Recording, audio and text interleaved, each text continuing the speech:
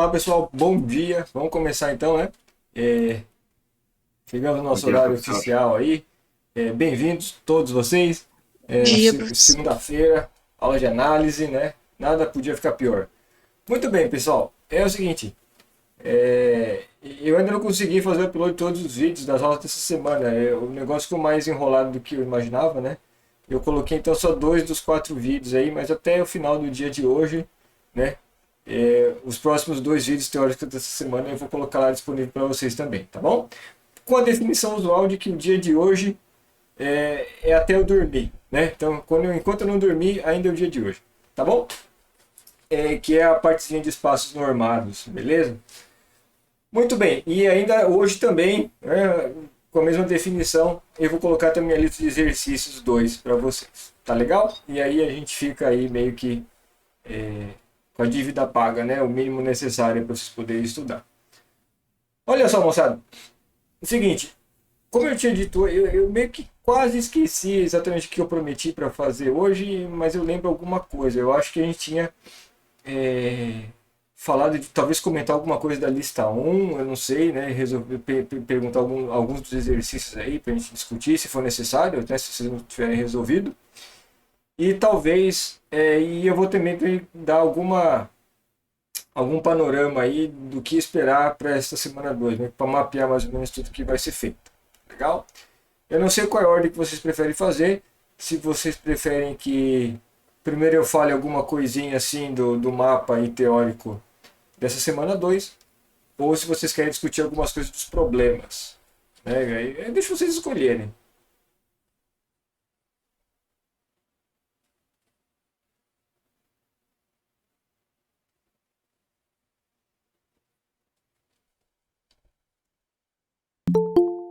Fazer um mapa primeiro, tá? Uma opinião, dúvidas pode ser, empatou, né? Eu acho que eu vou fazer o seguinte, eu vou fazer um comentáriozinho então teórico antes, daí a gente fala das dúvidas da lista 1, tá legal? Não é tanto assim. Muito bem, moçada, então ó, vamos ver aí o que vai ser, né? Eu vou falar rapidinho então do que se espera aí para espaços normados, tá legal? Basicamente é o seguinte, moçada, eu não sei se... Eu coloquei os vídeos ontem à noite só, que foi quando eu tive tempo de fazer upload, talvez vocês não tenham visto ainda, ok? Mas o que é um espaço, né? Então a gente está aqui, né, na semana 2 agora, o tópico da vez aqui são os espaços normados. Então é uma coisa que nós não havíamos mencionado ainda na semana passada, mas a partir de agora vai ser o padrão. Todos os nossos espaços métricos, para começar, vão ser espaços vetoriais, tudo bem? Então o capítulo 2 do livro ali do Kreis, então a gente está no capítulo 2, né? Capítulo 2. Ah, Jesus, como é que escreve Kreis? Eu acho que é assim. A grafia eu não sei, tá bom? Mas ele começa, né? Então aqui é espaços normados.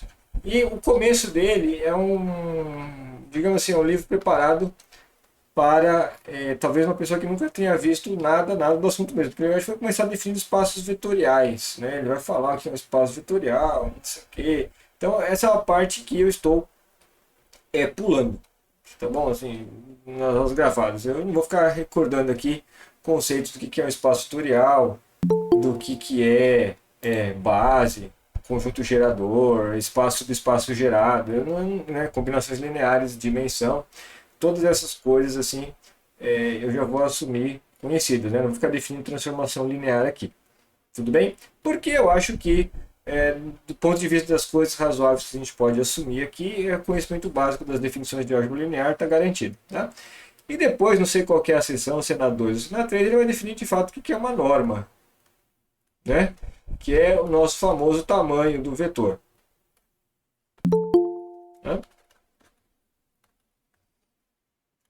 E ele define a função norma lá com aqueles axiomas que vocês já conhecem. Né? Eu vou ter uma função, então, que vai pegar um elemento do meu espaço vetorial x e associar um número real maior ou igual a zero. Né? E a partir de agora, pessoal, isso é importante. Né? Não só os nossos espaços métricos vão ser espaços vetoriais, mas os nossos espaços métricos vão ser espaços vetoriais ou sobre o corpo dos reais ou sobre o corpo dos complexos. tá bom? Que são os espaços que têm um significado geométrico assim mais evidente, né? Nós não vamos estudar, por exemplo, corpos sobre espaços vetoriais sobre corpos finitos, ou coisa assim, tá? Assim mesmo, a gente pode usar todo o resultado que a priori são conhecidos. Sim, todos os teoremas de álgebra linear que vocês conhecem e que são verdadeiros, né? É evidente que vocês podem usar, tá bom? Então a gente não vai aqui tratar de espaços vetoriais sobre corpos finitos, por exemplo, não vai ser muito relevante para a gente, tá? Porque eles são meio esquisitos, alguma das coisas que a gente vai ver no tamanho do vetor, ficaria meio esquisito em corpos que não tem característica zero, assim, né? Como é que eu definiria uma coisa dessa? Mas para a gente, então, reais ou complexos vai ser. Todos os casos de interesse, mais ou menos, da nossa teoria vão se encaixar aqui, tá bom? Então, todos os nossos x aqui vão ser espaços vetoriais sobre um desses corpos. No começo, agora, não vai fazer nenhuma diferença da teoria se o corpo em questão são reais ou complexos. A diferença entre essas duas coisas não vai aparecer nesse momento, tá? E com os axiomas usuais, né? Assim, que eu tenho, primeiro, a norma de x é maior ou igual a zero, com igualdade C e somente C, eu tenho um vetor nulo, né? E eu tenho também, se eu multiplicar o x por um escalar, o tamanho fica multiplicado pelo módulo, né, desse escalar. Então aqui módulo real ou complexo, a notação é a mesma. Né? E vale a desigualdade triangular. Né? O módulo de uma soma é menor ou igual à soma dos módulos. Pronto. Tá? Para todo x, y, para todo x, para todo alfa, aqui alfa é um elemento, é um escalar, né, um elemento do corpo, e etc. Tá bom? Todo x, y aqui pertence ao x. Eu tenho uma norma e quase todos os espaços vetoriais, né, que a gente vai estudar aqui no nosso curso, eles têm pelo menos a norma, o fato de serem espaços normados. Tá? Então, quando o x tem essa norma aqui no espaço normado, e a métrica aqui, pessoal, é padrão. Tá? Então, eu vou fazer um exercíciozinho aqui, não vou fazer isso aqui, essa conta, né? Que vocês definem a distância como sendo a norma da diferença, e isso aqui automaticamente satisfaz todos aqueles axiomas que você precisa para uma função de distância. Tá bom? Um espaço, né? Então um x é normado e completo, ele é chamado de espaço de Banach. Tá? Completo no sentido de ser um espaço métrico completo, tá bom? Como a gente viu na semana passada. O negócio é o seguinte, né? Então tem essas definições padrão e um momento aqui que talvez eu não sei se vocês já tiveram tempo de ver as aulas teóricas ou não, eu acho que a maioria ainda não, porque eu coloquei isso muito, digamos assim, em tarde da noite já, que eu já fiz o upload, né? Opa, tem gente entrando aí, né? Esqueci o que eu ia falar. Fezes, né? É o seguinte. Caramba, o que eu ia falar? Eu esqueci completamente, mas eu vou falar outra coisa então. Essa questão de um espaço normado ser completo ou não, como vai ficar claro nos 2 primeiros vídeos aqui que já tem para vocês assistirem, isso é uma questão que só faz sentido em dimensão infinita. Tá bom? Então aqui acho que é a primeira coisa na qual a gente começa a ver a diferença entre espaços de dimensão finita e alguma coisa que seja própria de análise funcional. Tá bom? Por que só faz sentido falar de espaço de Banach em dimensão infinita? Porque você vai ver que tem um teorema lá que fala assim, se o x é um espaço normado e a dimensão do x é finita, automaticamente ele é completo. Tá bom? Então a questão de ele ser completo ou não, ela só é relevante se o espaço tiver dimensão infinita. Dimensão finita isso é trivial, você pode simplesmente ignorar isso daí e nem perceber o que está acontecendo. Tá bom? Então essa é a coisa número 1, que as coisas começam a divergir agora. Tá?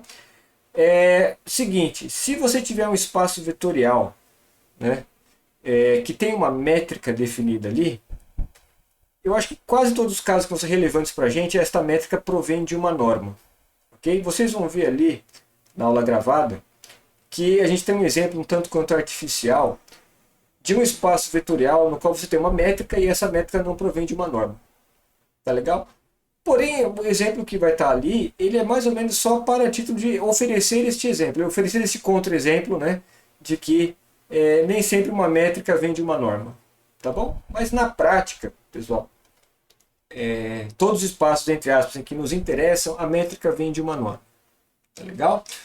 O próximo passo de requinte, assim, seria, além de ter uma norma, ter um produto interno, que é uma coisa que a gente vai ver na semana que vem com os espaços com produto interno, que quando eles são completos são chamados de espaços de Hilbert. Tá bom?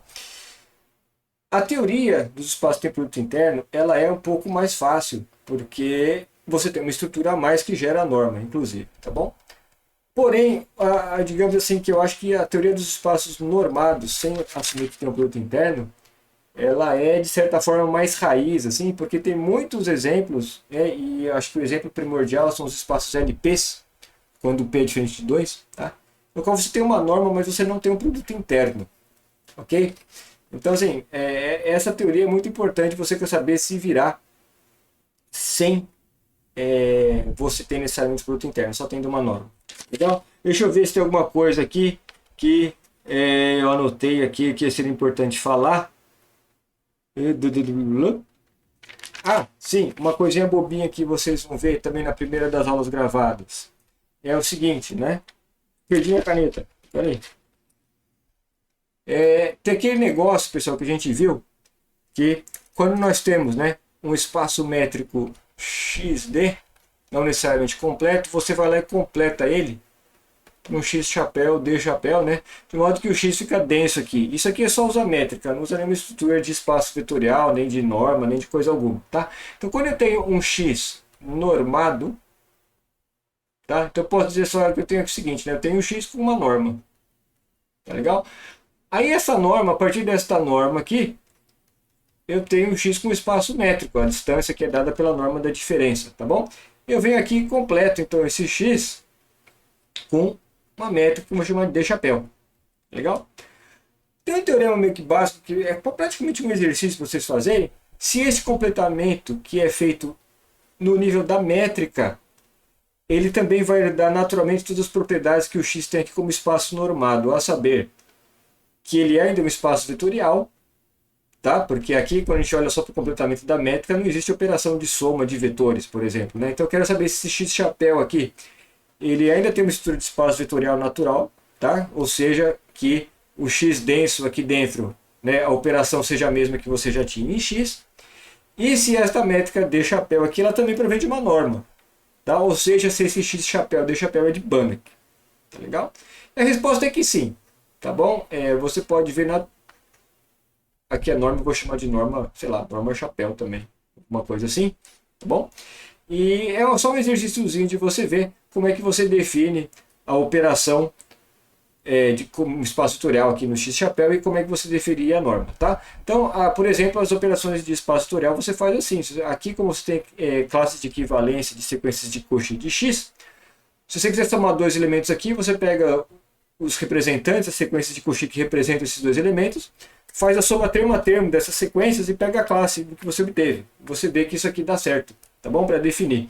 Então, esse teorema ele é mais um exercício do que uma ideia naturalmente assim, difícil de provar, mas só para vocês ficarem em paz que eu estou mencionando esse resultado, para vocês saberem assim, completou um espaço normado, você tem um espaço de Banach com as operações bem naturais ali. Tá joia? Não vou dar nenhum exemplo aqui que seja muito trivial, porque como eu acabei de mencionar para vocês, esse negócio do completamento, né, de você obter um X que seja denso, mas diferente desse X chapéu aqui, ele só é relevante quando o espaço é incompleto, né? Senão o completamento não faz nada. E para você obter um espaço incompleto, para começar, esse X tem que ser de dimensão infinita. Tudo bem? Então, olha só, pessoal. Deixa eu só fazer uma pergunta agora para vocês, que eu não sei, né, porque provém do meu desconhecimento da minha audiência. É o seguinte.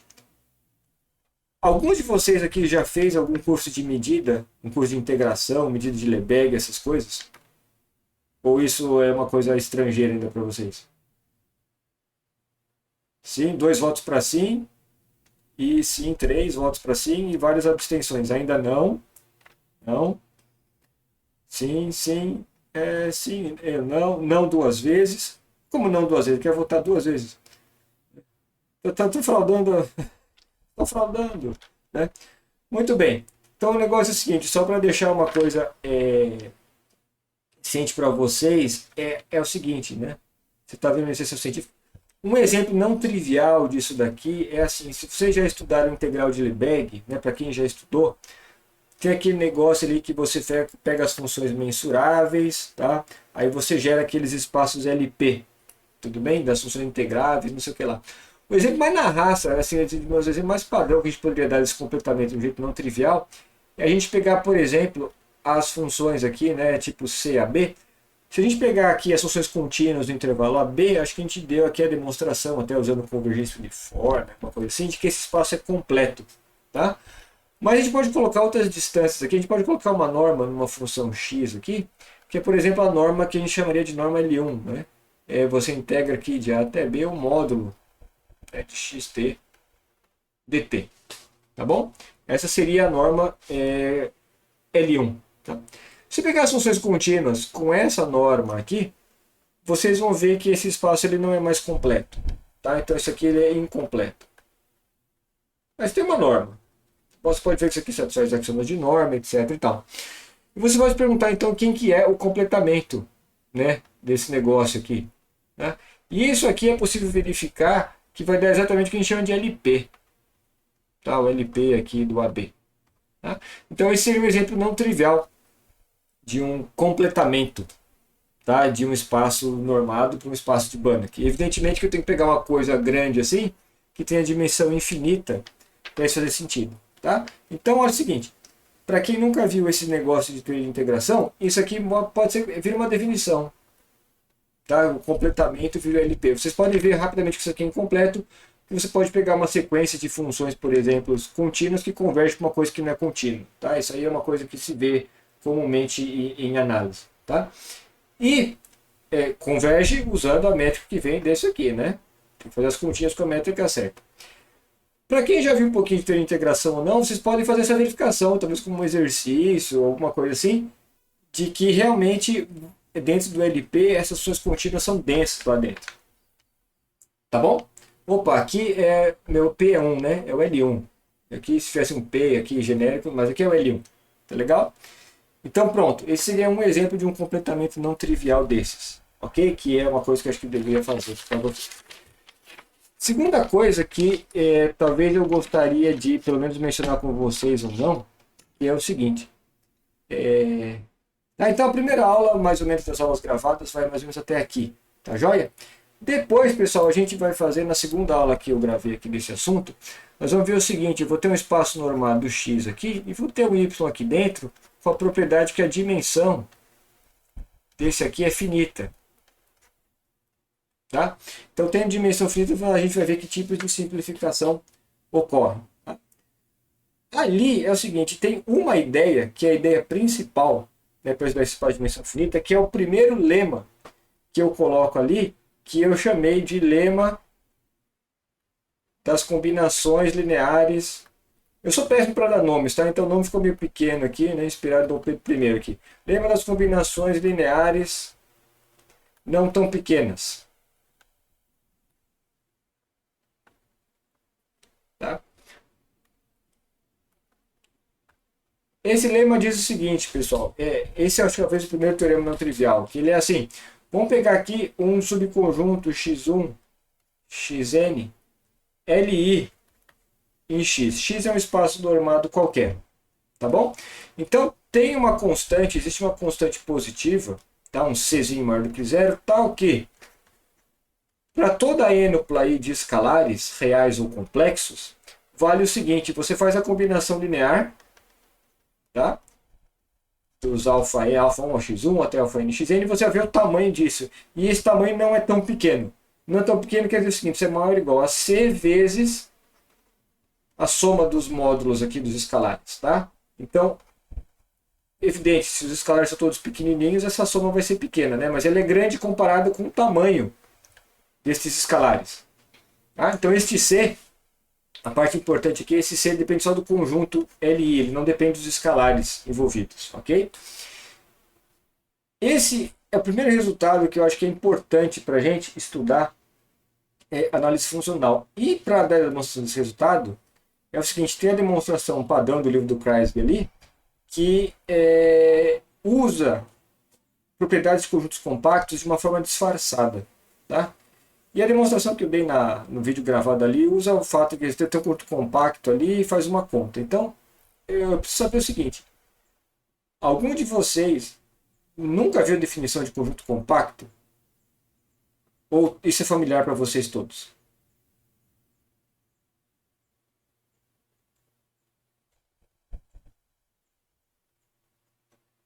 né? Você já viu? É familiar. Tá. Então, olha só, o que a gente precisa saber, né? Vou fazer um resuminho rapidinho aqui do que a gente precisa saber para entender compacidade aqui no nosso caso. E que se eu falar alguma coisa aqui que não for assim, que for uma coisa meio desconhecida, meio. Se você não tem a menor ideia do que eu estou falando, vocês me avisam, tá legal? Então, olha só. Tem duas definições padrão, né, de compacidade aqui.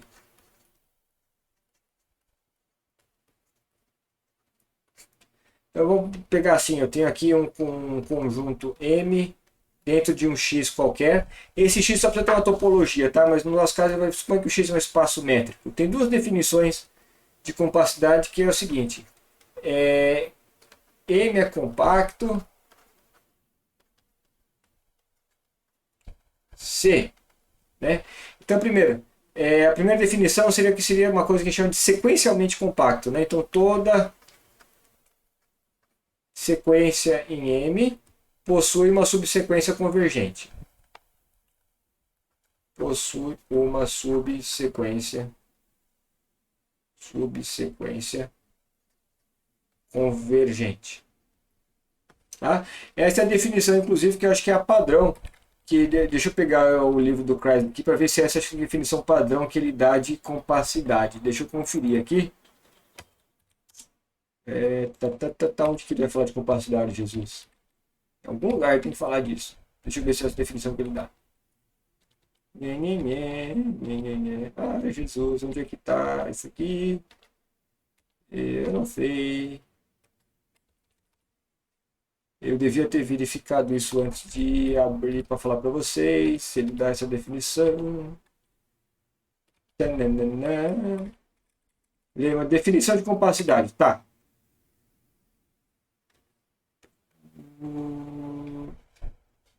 É essa definição mesmo que ele dá.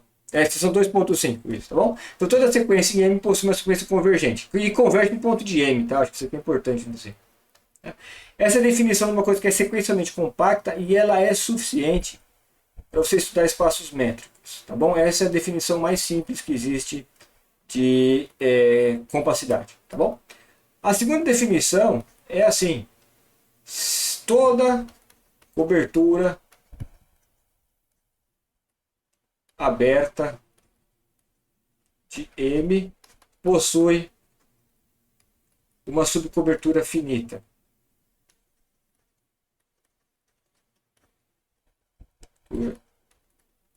Finita.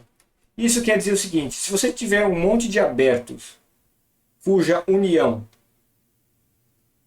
contém o M, então você consegue pegar só um número finito desses abertos aí que eles ainda vão conter o M, tá bom? Então toda cobertura aberta de M possui uma subcobertura finita.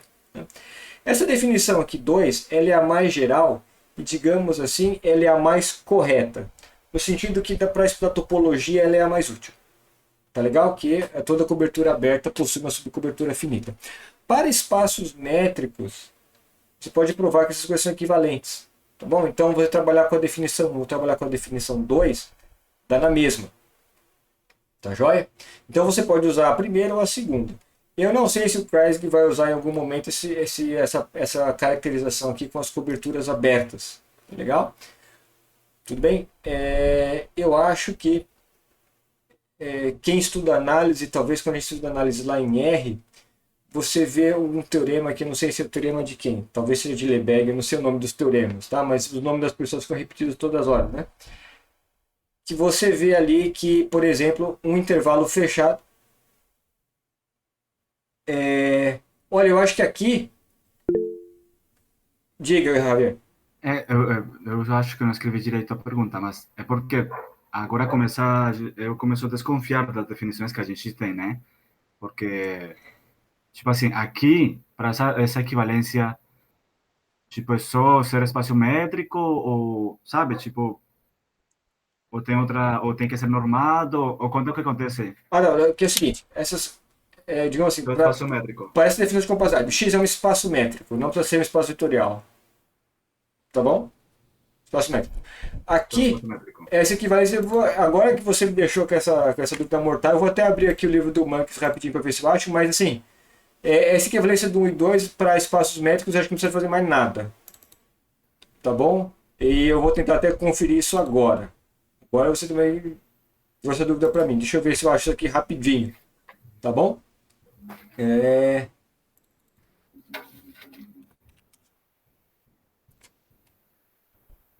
Eu acho que não precisa de mais nada. Não, isso aqui não tem a ver com espaços vetoriais. Então, assim, a parte da dimensão não importa, tá? O Alec disse que vale. É. Bom, eu não vou achar isso aqui, tá? Mas isso aqui é tranquilo, tá? Para um espaço topológico qualquer, aí isso é falso, porque teria que ver tem condições para as coisas que são equivalentes. Mas no espaço métrico, que são as topologias que nos interessam, a gente não tem essa dúvida, tá bom? O que eu estava mencionando talvez seja o seguinte. É o seguinte. Quando a gente estuda análise, né, talvez, não sei se vocês estão ainda, alguns de vocês ainda estão na graduação ou não, quando a gente estuda análise, eu acho que tem algum teorema que eu não lembro agora, os nomes eu sou péssimo para lembrar, não sei se é teorema de Lebesgue ou alguma coisa assim, que você vê que, por exemplo, um intervalo fechado de R, ele tem essa propriedade, que toda cobertura aberta possui uma subcobertura finita. Tem um teorema de análise assim, né? Faz tanto tempo que eu fiz curso de análise na reta que eu não lembro mais quando é que a gente vê isso. Mas tem um negócio desse, né? Talvez seja o primeiro contato com compacidade que a gente tenha assim, na vida, digamos, de verdade. É um curso de análise real e que você vê essa propriedade. Eu não estou louco, né? Vocês estudam esse teorema na graduação, não? Tem sim, né? Então, tem um negócio... Por que eu estou mencionando isso? Porque tem uma... Fica na nossa mente, assim, aquele negócio, né? E aí você prova que, então, todos uniões finitas de intervalos fechados são compactos, né? E aí a gente tem essa caracterização dos compactos na reta, por exemplo, como sendo assim, os compactos eles são aqueles conjuntos que são fechados e limitados, né? Limitados no sentido que cabe dentro de uma bola, né? De raio finito. Tudo bem? Então eu acho que essa caracterização ela é bastante comum, mas o que a gente não sabe, que tem que ficar claro agora e que a gente discute nessa segunda aula gravada, é que essa equivalência só vale quando eu tenho dimensão finita no meu espaço vetorial que está acontecendo ali, né? Então, se eu tenho um espaço vetorial de dimensão finita, aí eu posso dar essa normado, né? Tem uma norma. Aí eu posso dar essa caracterização de que realmente os compactos são os fechados e limitados. Em geral, isso é falso, tá bom? E ali vai estar discutido esse exemplo também, ok? Então, a primeira coisa que a gente tem que começar a se descolar agora dessa teoria de dimensão finita é isso, tá? Tem algumas coisas que a gente meio que... Eu não sei, fica meio que... Ninguém fala isso, que isso é verdade pra gente, porque os professores sabem que é falso no caso geral. Mas quando a gente vê e a gente está estudando só coisa de dimensão finita, às vezes fica meio que no nosso inconsciente, assim, de que compactos vão ser sinônimos de fechados e limitados, isso é falso. Tudo bem? Então, essas são as coisas, né? Eu vou botar aqui Heine-Borel. Fechado, limitado e compacto. Então, mas naquele contexto, né? Você está na reta, ou sai em R, ou em RN, alguma coisa assim. Tá? No geral não vai ser, né? Eu só estou levantando atenção para isso, é porque como a gente estuda isso e a gente não vê... A gente lembra disso, a gente lembra da conclusão, né? De que o fechado, limitado é compacto, e a gente não lembra da hipótese, né? Ou não fica claro quais são as hipóteses realmente necessárias. Tá? Então aqui tem uma condição que eu vou chamar de 2,1, 2,5, alguma coisa assim, né? Que compacto é igual a fechado e limitado. Tá? Mas aqui a gente precisa que a dimensão seja finita. Tudo bem? Muito bem, então essa é uma diferença que é importante a gente mencionar. Diga, Marcos.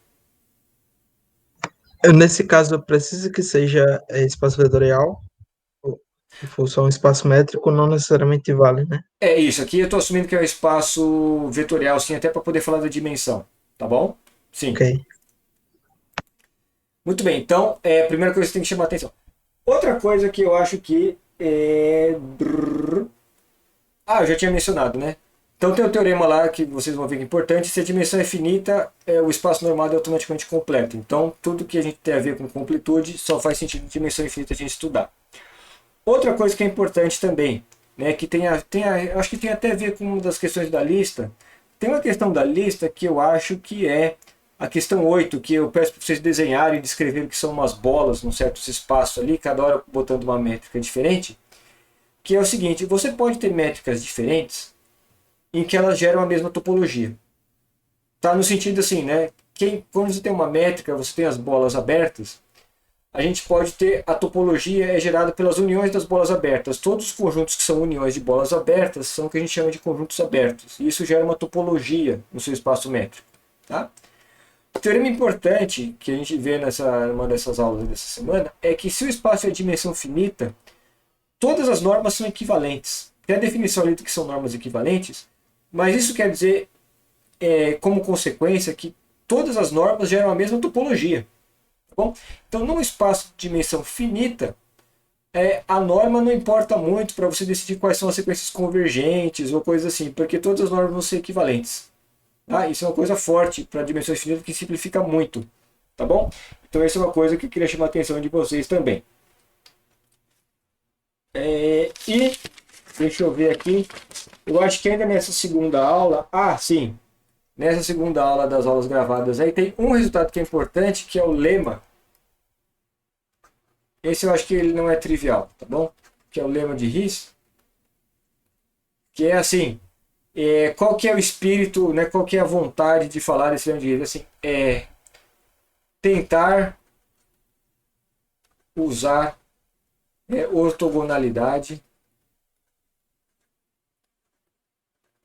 sem produto interno. É a coisa mais próxima que a gente consegue de pegar vetores perpendiculares sem supor que existe um produto interno para você definir o que é ortogonalidade. Tá? Então a ideia dele é assim, eu até menciono isso na aula, mas vou mencionar aqui porque isso é importante também. Né? Tem umas condições aqui, vou supor que tem um Y, que é um espaço fechado dentro de um Z. Bom, então tem um Z aqui. Aqui é o vetor nulo, comum aos dois, né? E você pega os elementos de Z que tem norma 1. Então vai ter uma esferazinha aqui, né, de raio 1. Legal? Então olha só, você fixa um θ aqui entre 0 e 1. O que afirma esse lema de Riesz? Tem um Zzinho, cuja norma é 1, um elemento de Z. Então que a distância deste Zzinho para todos os elementos de Y, essa distância é maior ou igual a delta. Tá bom? Só que isso falha quando o delta não é θ, né? Quando o θ é 1. Quando o θ é 1, seria como se eu fosse pegar um Z aqui, que fosse perpendicular, digamos assim, ao Y, né? Que a distância dele seria 1 do subespaço Y. Isso aqui falha, né? Até porque eu não sei o que é perpendicular, mas eu não consigo provar o teorema para o θ igual a 1. Mas para qualquer θ menor do que 1, você consegue achar um Zzinho aqui, que a distância dele para qualquer elemento de Y é maior ou igual a esse θ. Tudo bem? Então, esse lema de Riesz, assim, ele é o mais próximo que você consegue fazer no espaço normado de pegar esse vetor perpendicular ao Y, sendo que você não pode usar a palavra perpendicular. Tá bom? Então eu quero que vocês vejam ali, prestem atenção especial a esse lema aqui, porque é um lema que já começa a trazer resultados não triviais, tá bom? E esse lema aqui, ele também, ele vem, né, usando a ideia aqui, do nosso lema das combinações lineares que não são tão pequenas, ok? Última coisa que eu preciso mencionar para vocês, que eu acho que é importante, que vocês também tenham visto isso em cursos de análise, pelo menos mencionada, e isso vale em espaços topológicos gerais, é que se eu tenho uma função contínua, a imagem de um compacto é compacta. Tá bom? Então isso aqui a gente usa toda hora também. O teorema de topologia, cuja versão mais simples a gente pode ver em análise, né? Se eu tenho uma F entre dois espaços topológicos, tá? Então espaços topológicos quaisquer. Você pode supor que são espaços métricos para facilitar, tá bom? Então se o K contido em X é compacto, isso implica que a imagem dele em Y é compacta também. Tudo bem? Em particular, pessoal, se esse Y aqui é igual a R, tá? Um compacto de R é um cara que é fechado e limitado, e portanto ele tem máximo e tem mínimo. Tá? Então tem um termo muito útil em análise aí, em topologia em geral, é que você tem uma função que está definida num compacto e vai para R, essa função assume máximo e mínimo. Tá? Então esse resultado a gente usa para demonstrar o lema das combinações lineares não tão pequenas. Tá? Então eu espero que esse enunciado aqui de para vocês seja conhecido. Tem alguém que nunca viu esse teorema aqui? Que a imagem de compacto é compacto por funções contínuas?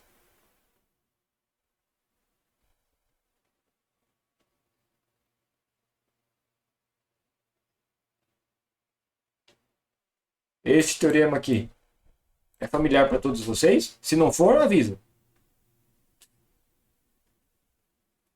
Sim? Se vocês viram isso num contexto só de análise, vale espaços topológicos gerais. Tá bom? A demonstração não é difícil, é assim, né? Você cobre esse f de k aqui com abertos. Tá legal? Aí, como a função f é contínua, a imagem inversa de abertos é abertos. Então, eu vou ter uma cobertura aqui de k por um monte de abertos. Mas o k é compacto, aí você extrai uma subcobertura finita. Aí você pega a imagem dessa subcobertura finita, você vai ter uma subcobertura finita aqui da imagem f de k, tá bom? Então você acabou de mostrar que uma cobertura finita de f de k, você consegue extrair uma cobertura aberta de f de k, possui uma subcobertura finita. Tá? A demonstração é essa, usando a nossa definição número 2, tá legal? Então, assim, de compacidade que a gente usa, são essas duas coisas. Tá? Então, basicamente, é isso. Essas seriam as simplificações para espaço de dimensão finita que a gente está fazendo. Ih, travou aí, moçada?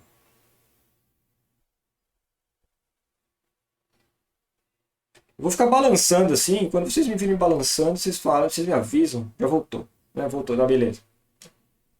Mas eu vou balançar porque eu gosto. Né? Então, essas são as simplificações importantes aí para a gente entender o subespaço de dimensão finita. Tá? Eu deixei como exercício na segunda aula gravada um teorema importante, mas para vocês saberem, né, que é uma característica interessante, esse lema de Riesz aqui, né, desse vetorzinho que fica longe do y, digamos assim, ele implica que num espaço normado, pessoal, você pega aquela bola unitária com o centro na origem. Tá? Essa bola de raio 1, né, essa bola de raio 1 fechada, né, com centro na origem, ela é compacta sem somente ser o espaço em dimensão finita.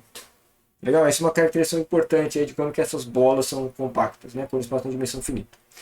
E isso meio que dá para entender, é o máximo que a gente pode dizer assim da topologia dos espaços normados em geral. Tá? Depois disso, moçada, a gente começa a estudar operadores lineares. Tá? Então, nós vamos ter aqui agora sempre espaços normados, né? E vamos ter operadores lineares aqui, que são transformações lineares. Tá joia? A diferença agora, que vai ser importante para a gente, é que nós não vamos estudar, ao contrário de espaços de dimensão finita, o conjunto de todas as transformações lineares, de todos os operadores lineares entre x e y. Nós vamos estar interessados somente nas transformações lineares que são contínuas. Contínuas. Tá bom? E tem uma caracterização extremamente importante ali, é que as transformações lineares que são contínuas, T é contínuo, né, tem um operador contínuo, sem somente ser o T é limitado. Tá? Limitado no seguinte sentido, no sentido da norma. Né? Então um T é limitado, quando você olha para a imagem Tx aqui, isso aqui é menor ou igual, isso aqui não é muito grande comparado a x, ou seja, isso aqui é menor ou igual a um kzinho vezes x para algum k. Para algum escalar k. Algum número real k aqui positivo. Tá bom? Então, isso que é a definição de limitado. E a gente vai poder provar que o operador é limitado sem somente se ele é contínuo. E então a gente vai estudar só o espaço dos operadores contínuos de x e y. Esses são os mais interessantes. Tá bom? Então a gente não vai estudar todos. Em dimensão finita, o T sendo obrigatório limite linear. Sim. Sim. É operador linear aqui. Em dimensão finita, isso é irrelevante porque todos os operadores são limitados, portanto são contínuos. Mas em dimensão infinita, a gente tem que fazer essa restrição. Tá legal? Quando o operador é limitado, a gente consegue falar o que é a norma de T. né? Basicamente é o menor cara que você consegue colocar aqui para essa desigualdade ser verdadeira, tá bom? Então a partir desse momento você tem, se você se restringe a usar, né, a estudar somente os operadores que são limitados, o operador passa a ter uma norma. E aí você começa a ficar com aquelas ideias engraçadinhas que a gente tem em álgebra linear também. Qual que é a ideia engraçadinha? Em álgebra linear de espaços de dimensão finita, a partir do momento que você considera o conjunto de todas as transformações lineares entre x e y, você consegue mostrar que essas transformações lineares, esse conjunto de transformações lineares é um espaço vetorial também. Tá? Aqui, você pode fazer uma pergunta parecida. Ok, eu estou estudando só os operadores lineares que são limitados. Será que o conjunto desses operadores lineares pode ser transformado num espaço normado? Né? Então essa seria uma pergunta engraçadinha para fazer. E aí a gente vai poder estudar, né, os funcionais lineares, como uma categoria especial dos operadores lineares, né, que você vai aqui para o seu corpo, né, T de x no corpo K, que são os reais e os complexos, e aí estuda o espaço dual, tá? O espaço dual considerando só os operadores limitados, né? E aí a gente vai ver aquelas coisas que talvez sejam familiares para vocês, que os espaços LP e LQ são duais um do outro, em que 1 sobre P mais 1 sobre Q é igual a 1, aquelas coisas todas, tá? Então a gente depois, a segunda parte que eu ainda não fiz o upload para vocês, seria estudar a teoria dos operadores lineares em espaços normados, tá bom? Teoria que não envolve a teoria espectral, né? Que a teoria espectral vai ser para a parte final. Tá joia? Moçada, deixa eu ver se tem mais uma coisa que eu esqueci para falar do roteiro aí. Blá, blá, blá. Fala, Marcos. Eu fiquei com a dúvida, porque em álgebra linear a gente sempre tem como a gente definir essa norma do, do, do operador. E aqui nem sempre vai ter, tipo, Nem sempre vai ter pelo seguinte motivo. É assim, né? Vamos pegar, por exemplo, dar um exemplo assim. Vou pegar um T aqui de L2, né? As sequências reais, por exemplo, e L2 de R, né? E a gente vai para R, e a gente faz assim. Vou chamar de EI aqueles elementos que seriam canônicos, né? Eu tenho um monte de zeros aqui, na posição I eu tenho 1, depois eu continuo com zeros, né? Aí eu falo que o T de EI é I, tá bom? Então, as imagens aqui vão ficando cada vez maiores, né? Note que a norma aqui do EI, cada um desses EIs aqui tem norma 1. Tá legal? Por definição, né? Se somos quadrados de todas as sequências, tira a raiz quadrada, não sei o que lá. Só que esse T de I aqui, a norma dele, né, no R, é I. Tá bom? Então esse T aqui ele não é limitado. Né? Assim, ó, veja, eu não consigo falar que o T de EI é menor ou igual a um certo K vezes EI para todo I. Não existe, né? Porque isso aqui vai ser sempre K vezes 1. Só que aqui, né? Eu teria T de I tem norma I em R. Tá? Então como é que o I fica menor ou igual a K para todo I? Impossível. Qualquer K que você pegar aqui tem um I que ultrapassa. Tá bom? Então este operador aqui, ele não é limitado. Não sendo limitado, ele não é contínuo. Tá bom? Então eu não tenho como eu definir a norma dele, deste operador. Mas depois eu vou falar disso com um pouquinho mais de detalhes, mas o exemplo padrão é esse aqui, para dar um operador que a gente não consegue definir o que seria a norma dele. Tá? Esse tipo de operador a gente não vai estudar, porque ele não vai ser interessante para a gente, porque ele não vai ser contínuo. Tá legal? Então a gente vai estudar só coisas para as quais a gente consiga definir a norma. Note que esse truque não funciona, né? Se a dimensão fosse finita, porque aí seria só do E1 até o EN, aí esse I aqui seria no máximo N, né? Aí é só pegar um K maior ou igual a N aqui e a desigualdade seria verdadeira, tá? Mas quando o espaço tem dimensão infinita, você pode inventar esses exemplos mais bizarros, assim. Tá joia?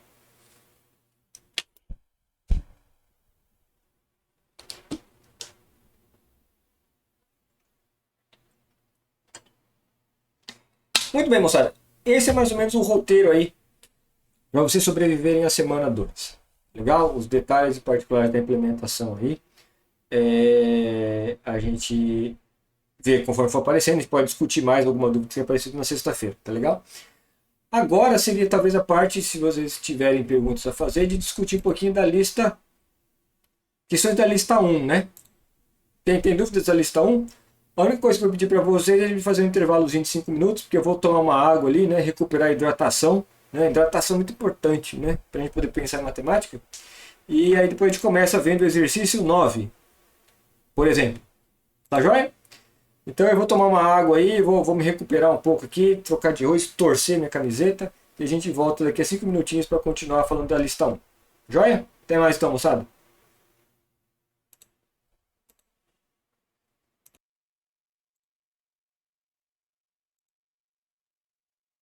É isso aí, moçada. Voltamos.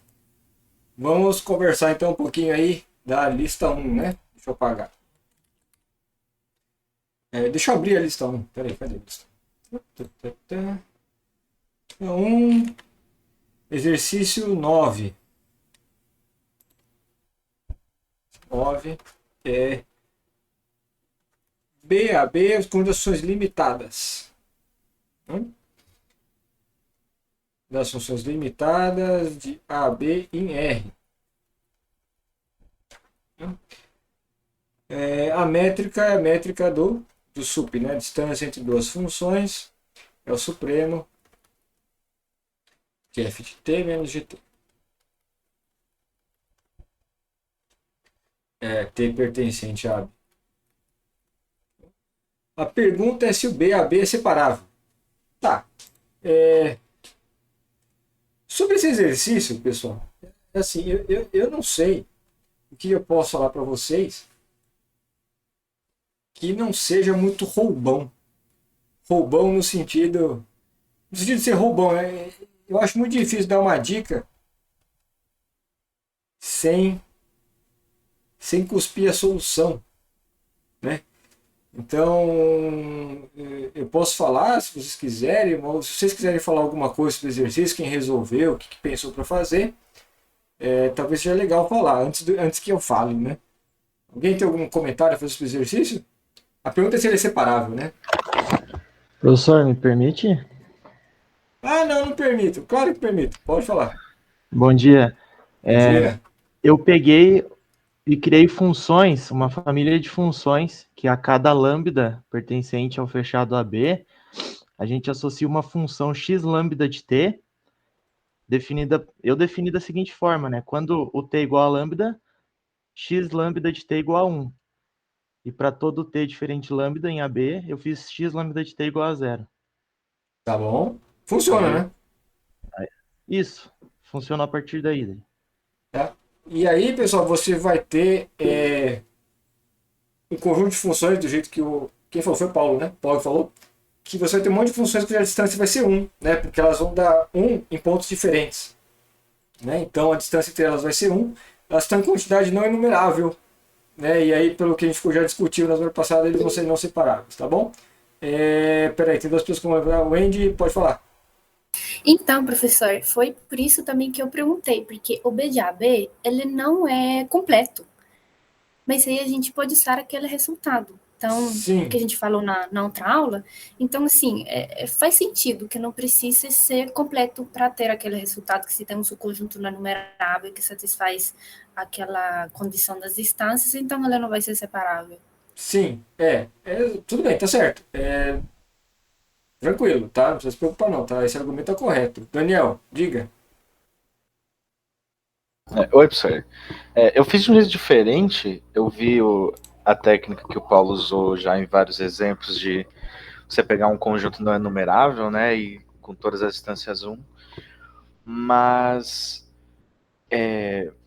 a minha abordagem foi diferente, em que eu peguei um conjunto enumerável arbitrário de funções e produzi uma função usando um argumento diagonal que dista um de todos esses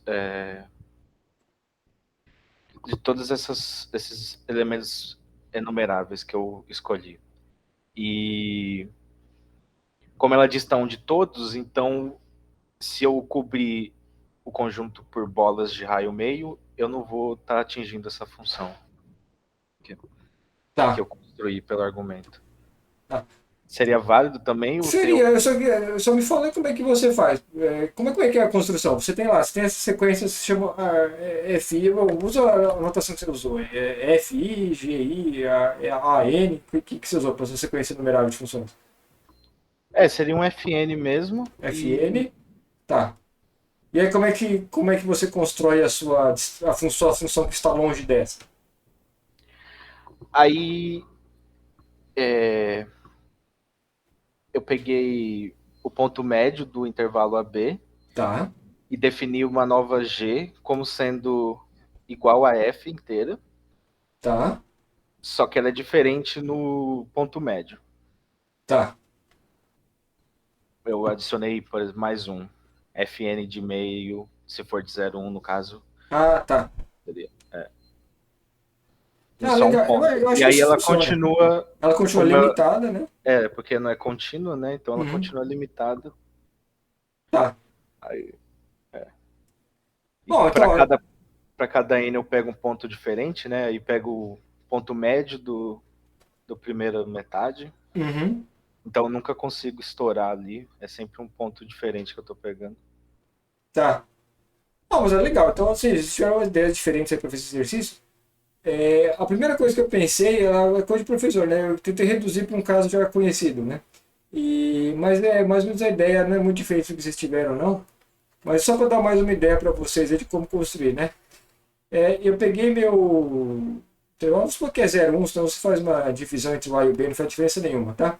Eu divido no ponto médio aqui, no ponto médio aqui, no ponto médio aqui, no ponto médio aqui, e assim por diante. E em cada pedaço aqui, eu defino uma função limitada, né, cada desses intervalos com diminuto de comprimento, eu defino uma função limitada que aqui ou ela é 0 ou ela é 1. Tá bom? Aqui é 0, aqui ela é 1, aqui ela é 1 de novo. E aqui você define, sei lá, bolinha aberta aqui, bolinha fechada aqui, dane-se. Isso aqui é o de menos, tá? Aqui vai ser assim também, depois aqui é 0. Enfim, eu considero o conjunto dessas funções em que cada um desses intervalos de comprimento meio, um quarto, um oitavo, assim por diante, ou ela é 0 ou ela é 1 naquele pedaço, tá bom? Então tem uma bijeção entre as funções desse tipo e as sequências de zeros e uns. Aqui vai 1, 0, 1, 1, 0, 1, 1, 0, etc. Então tem uma bijeção entre esses conjuntos e na sequência e essas funções aqui, a métrica entre elas é exatamente a métrica do L infinito, porque você está pegando o supremo das diferenças, tá legal? Então a gente acabou de mostrar aqui que o L infinito está dentro desse negócio. Tá? A B ou 0,1, tanto faz. E como o L infinito não é separável, esse aqui também não vai ser separável. Tá? Mas não é uma ideia muito diferente do que vocês exibiram. Tá legal? E é isso, só para dar mais uma, sei lá, eu acho que isso aqui é mais legal pela inclusão, né, de espaços métricos do que, sei lá, pelo exemplo em si, tá joia? Então, ó, tem várias ideias aí para fazer esse exercício 9. B a B é completo, e agora? Eu acho que... Eu acho que não, porque quando você pega os polinômios, se no intervalo fechado, elas são limitadas, né? Porque é imagem de compacto por contínuo e compacto. Mas, por exemplo, se a gente pegar a expansão do cosseno de x, por exemplo, ele... Não, esquece, não. Eu estava pensando em mostrar que ela não era fechada.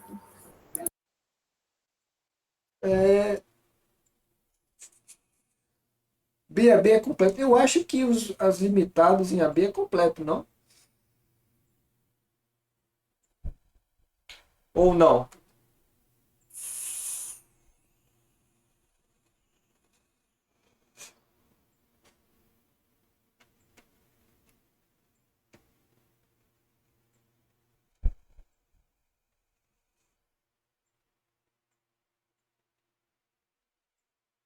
Tá, o Alec tá falando um negócio aí, né? BX é completo, se você for pro Y não for completo, isso vai ser completo. Tá, então eu vou pensar nisso, eu não lembro isso de cor. Tá bom? Pra falar a verdade. Mas eu acho que ele é completo sim. Tá? A gente pode verificar. Muito bem, aqui é questão de separabilidade, né? Tem alguma coisa que pergunta sobre a completude desse também no exercício? Acho que não, né? Está falando... Ok. Tem mais algum exercício que vocês queiram comentar, pessoal? Além do 9. Esse é o 9. Esse é o 9, né? 9. 9. Ou os outros são mais tranquilinhos?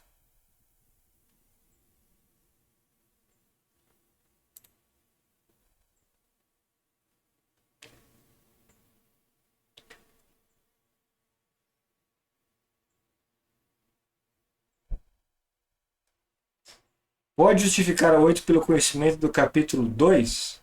Não, peraí. Tem várias coisas escritas aqui, deixa eu ver na ordem. Primeiro aqui, fiquei curioso da dependência que a prova tem com completude. A pergunta que...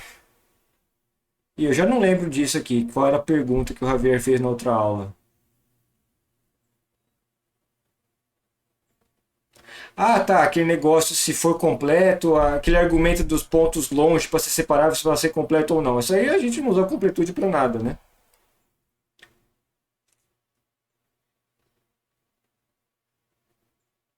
Ah, tá legal. Então a gente discute, a gente vê lá no fórum, então. Agora o Daniel... Peraí, deixa eu ver se eu acho que eu perdi a discussão aqui. Intuitivamente eu diria que sim, porque ele é bem grande. Eu não sei mais do que a gente está falando. O Professor, espaço das funções limitado, Limitadas? se é completo ou não. Ah, tá. Vamos fazer assim então, moçada. Esse negócio da completude do B de X aqui, ou B de AB, ou B de X, eu vou pensar também e vocês pensam, a gente bota lá no fórum, tá bom? Essas dúvidas, tá legal? A gente sedimenta lá esse negócio. Aí o Leandro falou, pode justificar a 8 pelo conhecimento do capítulo 2? A 8 é das topologias iguais, né? Olha, até pode, tá bom? Mas a ideia aqui é que esse negócio é mais elementar nessa questão 8, que eu acho bom vocês não só apelarem pelo conhecimento do exercício 2 para fazer a 8. Eu acho que vale a pena fazer a 8 na raça para vocês verem as bolas mesmo, tá joia? Por exemplo, né, aqui a questão 8. Deixa eu ver aqui, ó. Eu tenho aqui as bolas no R2 e eu tenho primeiro, eu tenho a métrica usual. Então, na métrica usual, lá da distância das raízes quadradas, as bolas são bolas. Bom, essas são as bolas. Ok? Aí aqui, pessoal, tem uma distância, por exemplo, que é a distância D1, né? Então, essa aqui seria a distância que eu chamei de distância D, essas bolas são assim. Aí na distância D1, né? Eu tenho aqui, a distância D1 é assim, né? Aí eu somo a diferença entre as coordenadas, né, em módulo, tá bom? Então aqui, ó, por exemplo, então imagina que aqui eu posso andar, né, na horizontal e na vertical, e se essa soma dessas distânciazinhas aqui for 1, essa é a distância desses dois pontos, tá legal? Então a distância é calculada assim, né? Então olha só, se esta soma, esse comprimento somado com esse aqui, tem que ser uma constante, né, para uma certa distância fixada, as bolas aqui elas vão ter o seguinte aspecto, as bolas vão ser quadradas assim, né? Isso aqui é uma bola de raio 1, por exemplo, tá bom? Eu posso andar ou só na horizontal ou só na vertical, ou eu posso gastar metade da distância andando aqui e metade para cima, eu gastar 3/4 aqui e 1/4 aqui na horizontal e 1/4 na vertical, tá bom? Então as bolas aqui vão ser assim. Tá joia? Essa seria assim,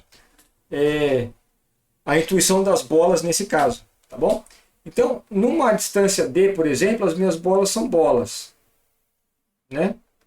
Na outra distância D1, as bolas são quadrados assim, de diferentes tamanhos, né? E eu quero saber se as topologias geradas são as mesmas, né? E a resposta é sim, e a intuição disso é mais ou menos geométrica, pelo seguinte motivo. Cada bola redonda, cada pontinho dela aqui, eu posso colocar, né, uma bolinha da outra topologia aqui dentro. Tá bom? Então, esta bola redonda, eu posso escrever como união de bolas quadradas, das bolas da distância D1. E vice-versa, cada bola da distância D1, eu posso escrever também como união de bolinhas redondas. Tá bom? Então, a bola de cada uma das topologias ainda é um aberto na outra topologia, na topologia dada com a outra métrica. Ok? Então as topologias são as mesmas. É esse tipo de intuição que eu estou pedindo na questão 8. Tá? E ainda tem uma terceira distância ali, que acho que é a distância do máximo da diferença das coisas. Né?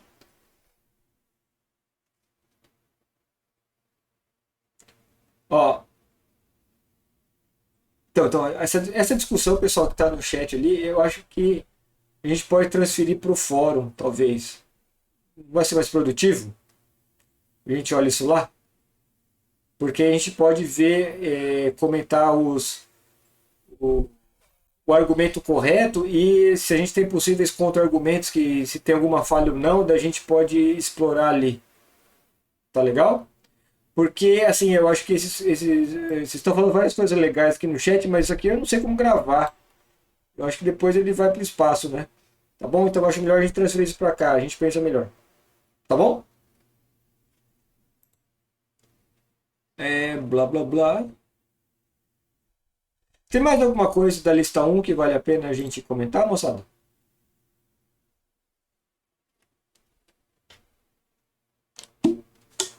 Essa lista 1 tá muito fácil. Essa é uma coisa que eu acho que gostaria de comentar com vocês. Eu nunca sei se as listas são fáceis ou são difíceis. Quando eu coloco um exercício na lista, eu não tenho a menor ideia, né? Se o exercício está bom ou se não está. Ficou muito fácil essa lista 1, tem que dar uma apertadinha um pouquinho maior aí? Como é que é? Ou tá de bom tamanho?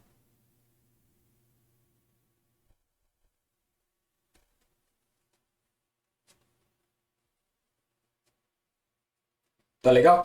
Eu vou tentar misturar coisas normais com coisas um pouquinho mais... Sempre tem que ter um outro exercício um pouquinho mais difícil, tá joia?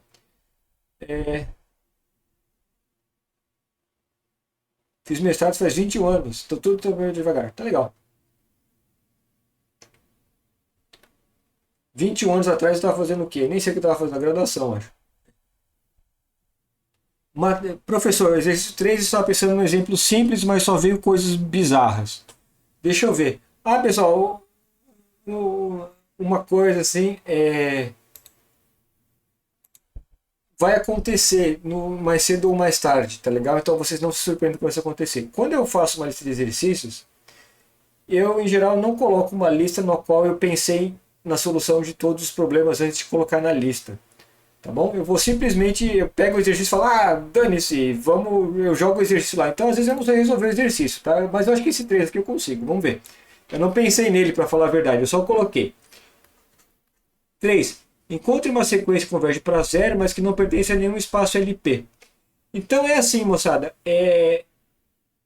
Os nossos números, eu vou ter um A1, um A2, a N, que eles têm que ir para 0 devagar.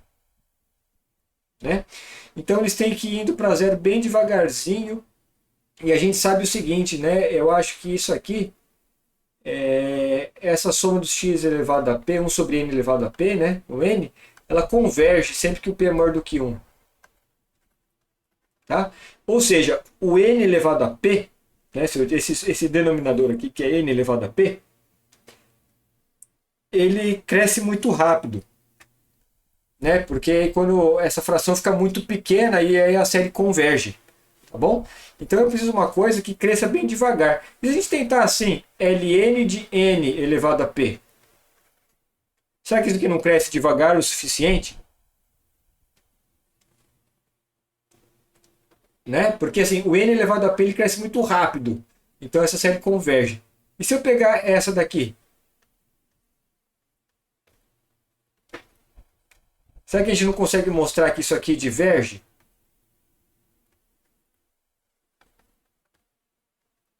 Aqui né? E aqui a gente tem que fazer o teste da integral, né? Então vamos fazer isso aqui, a gente tem que fazer esse teste, moçada. Ln de 1 vai dar 0, ln de integral aqui, né?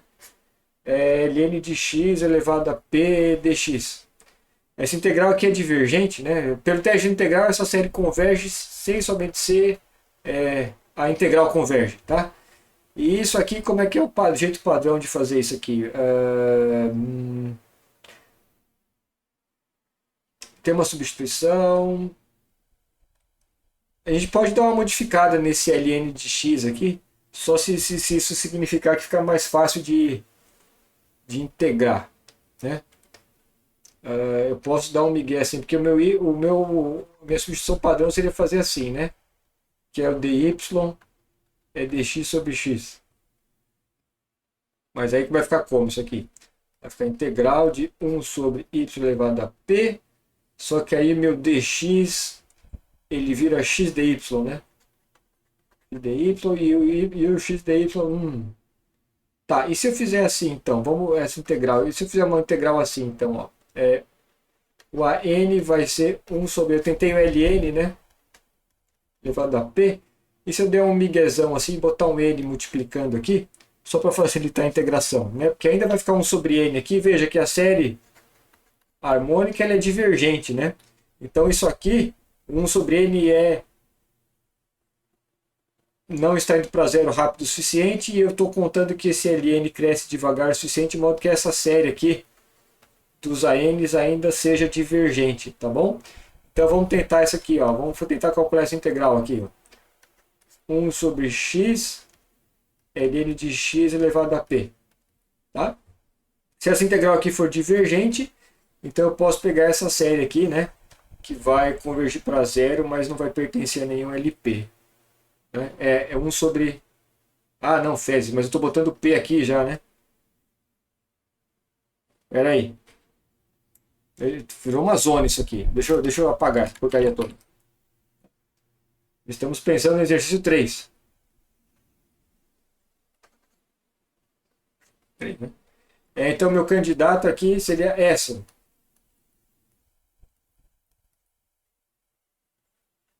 Um sobre Ln de x. Tá, então vamos lá.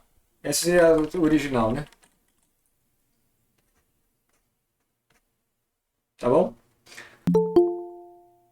Nem quer participar.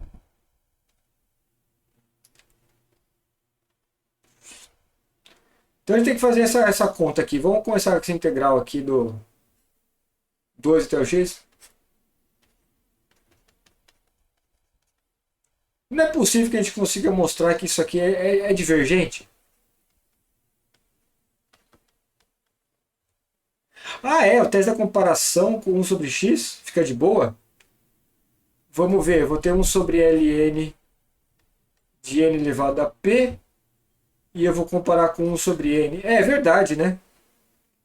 O n cresce mais rápido do que o Ln de qualquer coisa, certo? A gente pode fazer até um L'Hopital aqui, então isso aqui serve, né?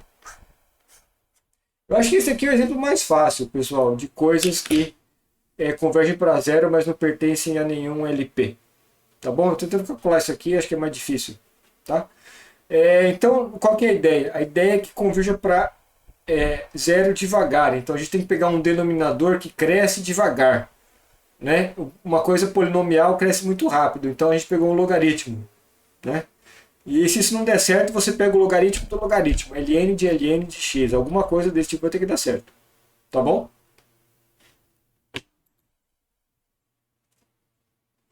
E os outros exercícios eu acho que são mais normaizinhos, não?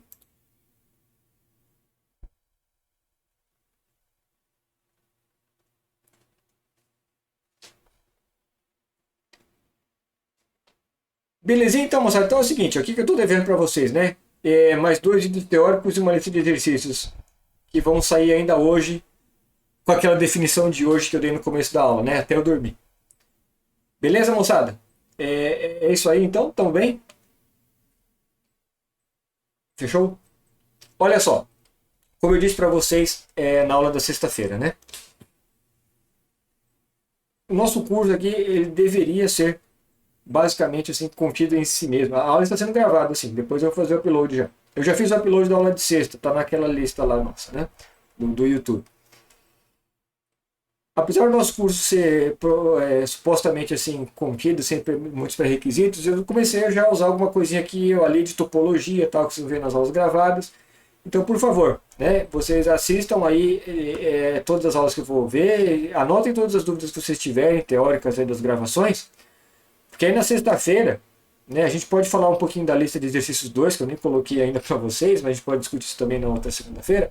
Mas na sexta-feira vocês me tragam todas as dúvidas teóricas de espaços normados que aparecerem, tá? Porque é importante a gente fechar cada uma das semanas aí teóricas zerado de dúvida, tá? Todos os conceitos aí tem que ser bem sedimentados, tá legal? Mas aí a gente vai sobrevivendo, certinho? Então é isso aí, moçada. Fala, Marcos. Professor, o senhor ainda vai botar mais algum vídeo ou são só aqueles? Não, faltam colocar. Eu ainda preciso colocar mais 2 vídeos e a lista de exercícios. Ok. Tá bom? Os vídeos que eu preciso colocar ainda são sobre operadores lineares em espaços normados e eu acho que espaços duais também, tá? São dois vídeos bem interessantes, assim, são importantes pra caramba. É parte central da teoria de espaços normados. Tá joia? Mas ainda hoje. Beleza? Moçada, é isso aí então. Bom dia pra vocês e a gente se encontra na próxima então. Fechou? É isso aí. Falou! Obrigado, professor. Até mais.